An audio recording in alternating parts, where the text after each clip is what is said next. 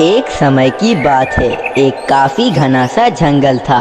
उस जंगल में तरह तरह के पक्षी रहते थे। सभी पक्षी आपस में काफी ज्यादा मिलजुल कर रहते थे। किसी पक्षी में भी आपस में लड़ाई नहीं थी। उस जंगल में बरसात का मौसम आने ही वाला था, लेकिन वे जंगल काफी ज्यादा पुराना था, जिसकी वजह से उस जंगल के सभी पेड़ों की लकड़ियां बहुत ही ज्यादा कमजोर थीं। उन कमजोर लकड़ियों से किसी भी पक्षी का घर नहीं बन सकता था। इसीलिए अब तक किसी भी पक्षी ने अपना घर नहीं बनाया था।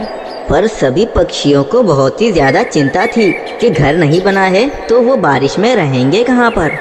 बारिश किसी भी वक्त हो सकती है, पर अभी तक हम सब पक्षियों ने अपने अपने घर नहीं बनाए हैं। पर अब हम इसमें क्या कर सकते हैं? चलो मैं जाकर सभी पक्षियों से बात करती हूँ। फिर मीनू चिड़िया एक जगह पर सभी पक्षियों को जमा कर लेती है और उन सब से कहती है, पक्षियों, क्या आप सबको बारिश की बिल्कुल भी चिंता नहीं है? बारिश तो किसी भी समय हो सकती है, पर हम सब ने अपना घर नहीं बनाया है। पर मीनू चिड़िया, इस बार हम घर कैसे बनाते?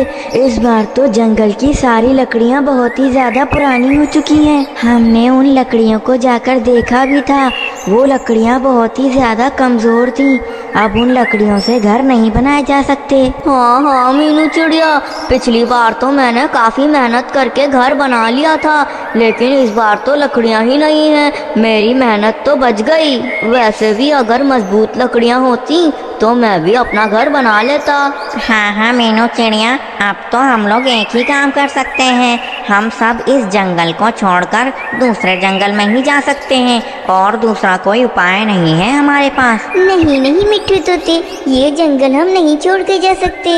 ये जंगल तो हमारे बाप दादाओं की निशानी है। उन लोगों ने कितने प्यार से इस जंगल को संभाल के रखा था, और अब हम इस जंगल को ऐसे अकेला छोड़ के नहीं जा सकते हैं। हाँ, मीनू चिड़िया ठीक कह रही है।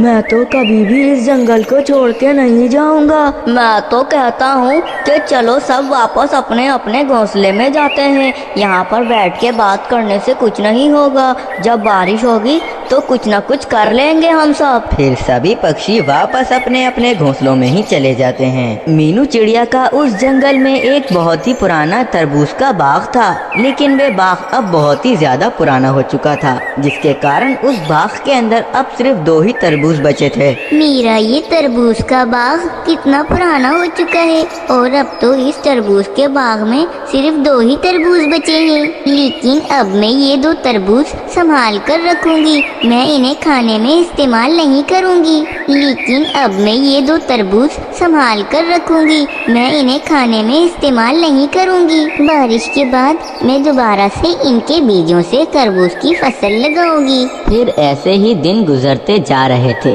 सभी पक्षी इसी चिंता में थे कि अगर बारिश हो गई तो वे लोग क्या करेंगे, क्योंकि किसी भी पक्षी के पास बारिश में रहने की कोई भी व्यवस्था नहीं थी। समझ में नहीं आ रहा है कि बारिश हो गई तो हमारा क्या होगा। पता नहीं किसी पक्षी को कोई जगह मिली बारिश में रहने की या फिर नहीं। एक काम करता हूँ, मीनू चिड़िया से जाकर बात करता हूँ। क्या पता उसने बारिश से बचने के लिए कुछ सोच रखा हो। फिर कबूतर उड़ता हुआ मीनू चिड़िया के पास आकर बैठ जाता है। कबूतर भैया, आप यहाँ पर कैसे? क्या मुझसे आपको कोई जरूरी काम था? नहीं मीनू चिड़िया, और क्या काम हो सकता है। मैं तो बस तुमसे यही पूछने आया था कि बारिशें होने वाली हैं, तुमने उसके बारे में कुछ सोचा है या नहीं। क्या बताऊँ कबूतर भैया, मैं तो कब से यही सोच रही हूँ, पर मेरे दिमाग में तो कुछ भी नहीं सूझ रहा है। सच में मैं बहुत ही परेशान हूँ कि बारिशों में हम सब पक्षी क्या करेंगे। अच्छा मीनू चिड़िया, बस मैं तुमसे यही पूछने आया था, लेकिन अब तक तुमने भी कुछ नहीं सोचा है। तो चलो फिर मैं जा रहा हूँ। मैं भी अपने घोंसले में जाकर सोचता हूँ कि बारिश का क्या करना है। फिर कबूतर वहाँ से वापस चला जाता है और मीनू चिड़िया उड़ती उड़ती अपने ही तरबूज के बाग में आकर बैठ जाती है। पता नहीं सभी